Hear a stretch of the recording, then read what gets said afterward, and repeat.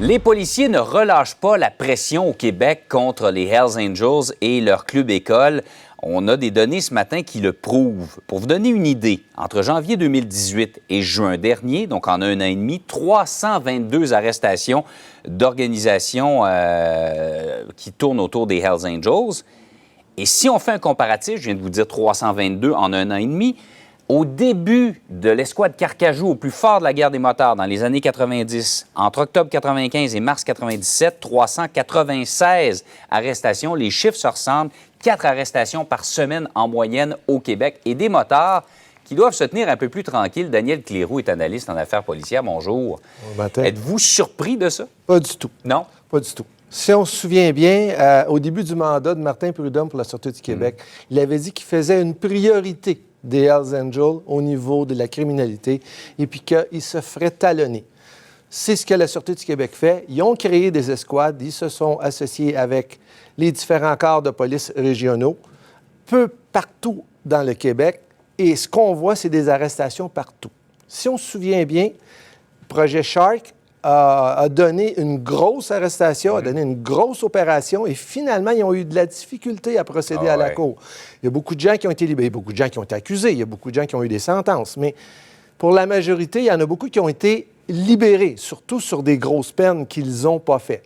Ce qu'on s'est aperçu, c'est que c'est beaucoup plus facile de déstabiliser l'organisation si on frappe un petit peu partout, souvent, sans qu'ils sachent d'où ça vient.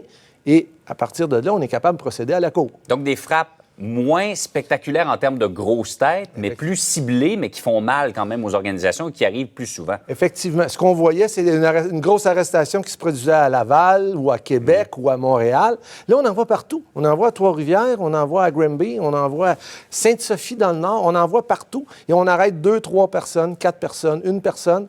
Et ça crée une déstabilisation parce que lorsqu'on arrête plein de monde comme ça, puis on fait plein de petites opérations, d'où ça vient, les fuites, pour qu'on puisse les arrêter? Ça lui crée des doutes à eux autres aussi. Fait que donc, ça. On se dit, c'est qui le traître? Ça déstabilise. Il peut y avoir de l'infiltration, il peut y avoir des sources, il peut y avoir des gens à l'intérieur qui veulent dealer une sentence ou une arrestation qu'ils ont eue. En retour, ils donnent une petite information et ça donne les arrestations qu'on a là. Oui.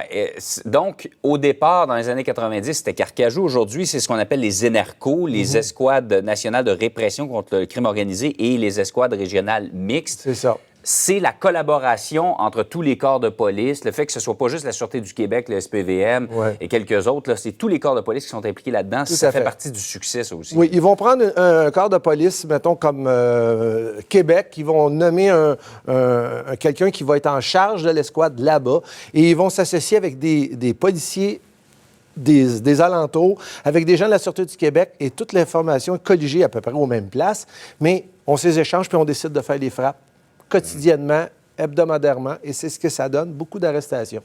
60 millions en drogue qui a été confisquée aux Hells Angels, c'est beaucoup, mais en même temps, c'est pas tant que ça. Bien, ça paraît toujours beaucoup lorsqu'on voit la perte que ça les occasionne, parce qu'en quelque part, il faut qu'ils remplacent le stock. Ouais. Et puis, mais évidemment, ils ont des dettes suite à ça, parce que le stock, quand il est acheté, des fois, il faut qu'il soit payé aussi. Là. Donc, ça aussi, ça crée un problème. C'est pas une grosse partie, mais c'est quand même beaucoup de drogue d'enlever sur le marché et c'est juste bon pour notre société. Dans l'article ce matin d'Éric Thibault dans le Journal de Montréal, on dit que les Hells, d'ailleurs au pays, qui sont venus au Québec, on dit qu'ils avaient hâte de retourner chez eux parce qu'ici, les policiers étaient partout. Est-ce que effectivement au Québec, on semble avoir trouvé la recette? Bien, je vais dire le bon mot, on est achalant. On est vraiment achalant, on est tous là. Les gars, ils sont là les gars et les filles sont là, les policiers sont là pour procéder à des arrestations, faire des petites opérations et ils savent jamais quand est-ce qu'ils vont se faire arrêter parce qu'ils se feront pas juste arrêter pour des cas de drogue, ils vont se faire arrêter pour toutes sortes de raisons qui ont contrevenu parce qu'avant, on n'arrêtait peut-être pas quelqu'un dans le but de le prendre plus tard sur quelque chose de plus gros. Non, on va y aller. Tu as fait quelque chose là, on t'arrête là. C'est fatigant parce que là, avant, ils ne se faisaient pas arrêter pour n'importe quoi. Maintenant, ne serait-ce que juste un contrôle de la sécurité routière ou une petite infraction qu'ils ont fait de fraude, ils sont tout de suite arrêtés. On ne se soucie pas de dire ça va-tu nuire à d'autres choses? Non, on l'arrête. Ça fait des gens qui ont retire du système. Et les résultats sont intéressants. Les chiffres sont là pour le prouver. Chiffres sont là pour Daniel Cléroux, merci de nous en parler. Ça fait plaisir. Bonne journée. Bonne journée.